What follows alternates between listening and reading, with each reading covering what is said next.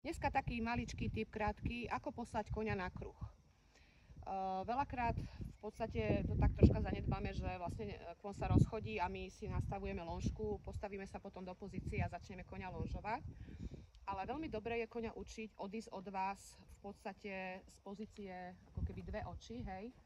V podstate my tu máme nejaký rozhovor, tak jej hovorím, tak my tu máme rozhovor, ona sa pozerá do diaľky, ale ja tu na ňu pozerám, ona ma vidí, ona v podstate snáď chápe aj cez okuliare, že som na ňu natočená. Postavím sa 45 stupňov k jej uhlu, lebo to je moja bezpečná zóna, k jej ramenu, nie k uhlu. 45 stupňov mám uhol k jej ramenu a to je moja bezpečná zóna a idem ju poslať na kruh. A vlastne keď posielam koňa na kruh, tak je dobré, aby on išla predným ramenom, v podstate odo mňa preč. Nie, že najprv krok dopredu a potom odíde, ale je ideálne, aby odišla tak, že vlastne ukročí s tým ramenom do strany a odchádza na kruh.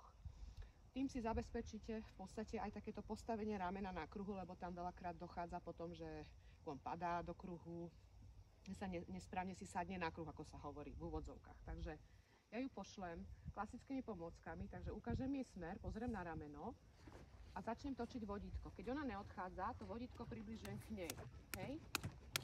A zosilňujem tlak. Ako náhle odíde, tak ten tlak povolím. A nechám ho ísť. Takže to je dnes posielanie na kruh.